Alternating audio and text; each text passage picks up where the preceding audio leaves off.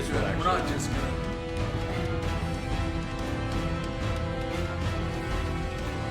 We're going to be smoking some ribs. These are some spare ribs from Walmart here in Colorado Springs. And these guys were only $1.74 a pound for the spare ribs. I'll use country ribs, bareback ribs, and spare ribs. And I like them all. Here's some beef brisket. This one's trimmed. Have just a couple people coming over today, so we don't need a large brisket, so we're just using a small one. Yeah, this is only about 4 pounds, 3.5 pounds. And we'll go ahead and get these guys, put a rub on them. I'll show you what that looks like here in just a minute. We're gonna make a rub. We've got some brown sugar, paprika, some garlic, a little bit of cumin, chili powder, and we have some red or cayenne pepper. We're gonna pull out salt and pepper.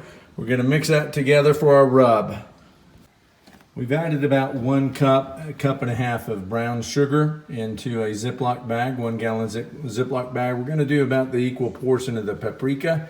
Getting ready to put all that in a 1 gallon Ziploc bag. And we're gonna add the garlic, salt and pepper, some red pepper, chili pepper, and black pepper to taste, a little bit of cumin, and we'll be rubbing the ribs here in just a moment. Okay, as you can see right here, we have a lot of rub, getting ready to pat it in right now. And again, that's the paprika, some brown sugar, about equal parts, garlic, granulated garlic, salt, pepper. We have a little bit of cumin in there, a little bit of cayenne pepper. Some people add, you can even add dry mustard, and whatever you want to add to be creative, but that's all I typically use. Occasionally I'll use the jalapeno pepper seasoning or white pepper. But there you have it. These guys are rubbed. We're getting ready to go outside, put them in the pit. The pit's around 225 degrees, 250 degrees, and let's go outside. I'll move the ribs a little bit more into the light coming in from the window, but you can see some of the powder still on there, the dry rub. That's fine. We've rubbed it in, patted it. We're just gonna let that sit, and we're gonna place this on the grill outside in a moment. What I typically do is I put the more bony side down directly on the grill, in the fatter side, this side over here, this is up. That's what I typically do. This side's up, and this side over here, you can see over here, this side is down.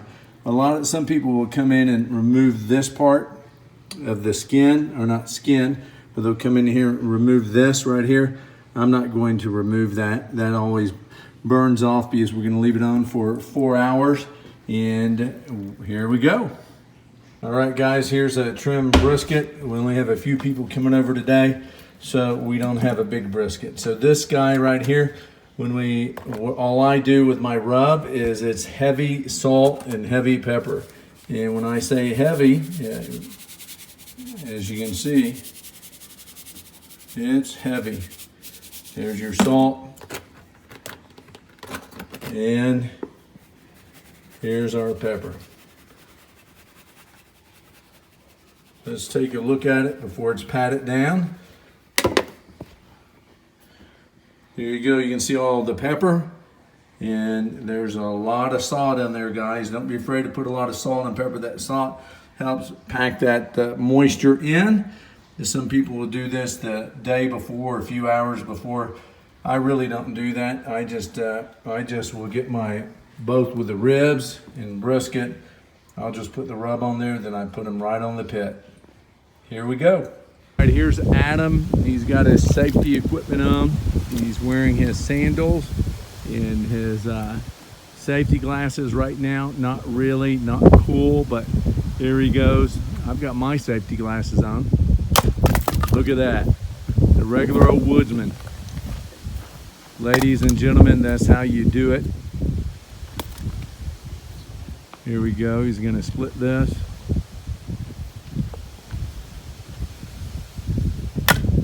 Nice.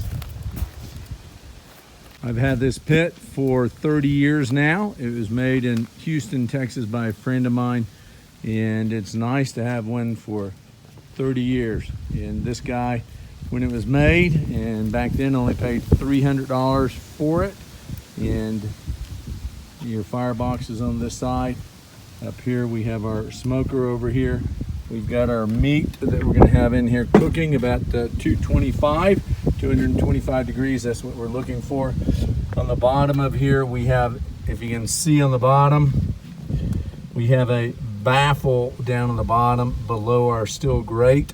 There's a baffle where the heat comes from the firebox all the way over to the right side over here. If you look under here, here's where the heat actually rises, and then our stovepipe is on the opposite end.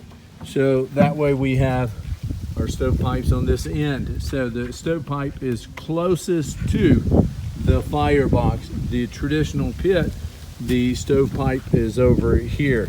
And the advantage of this one is that I think is that you get a lot more smoke on the meat by doing it this way.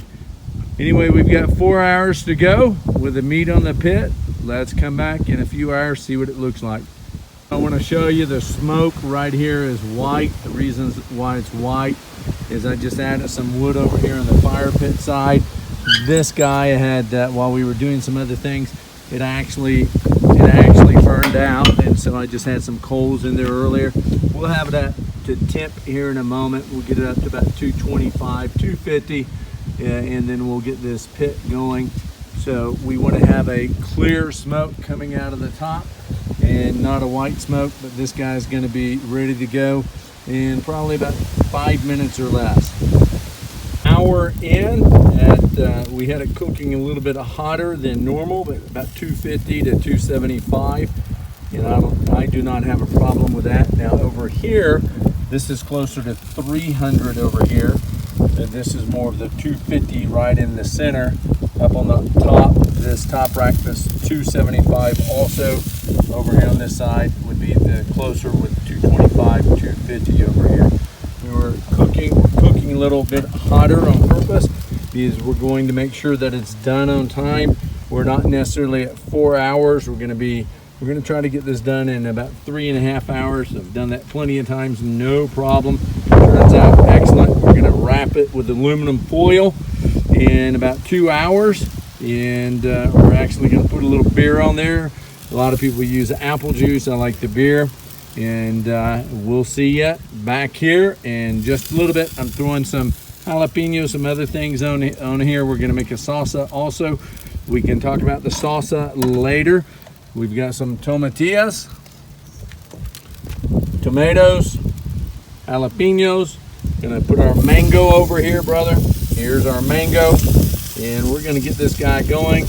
And we've got some pineapple we're gonna put on. For the pineapple, I'm not going to put all the pineapple on the grill. Might put a couple pieces on it, but here's some pineapple in here. But we have a whole pineapple that we're going to use for the salsa. We'll come back to you here in a little bit. Hey guys, you're not going to believe what happened, but when Adam and I were cooking the barbecue this weekend, we had a massive storm at the house, and so we just pulled the ribs off the barbecue pit, brought them in between the rain and the hail.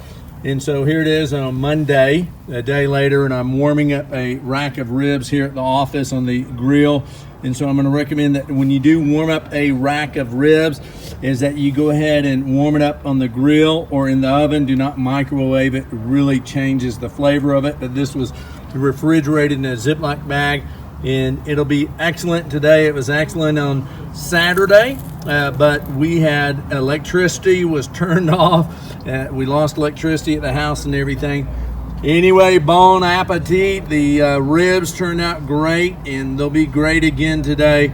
The bark and the rub look excellent on this one rib, this one rack that was left over.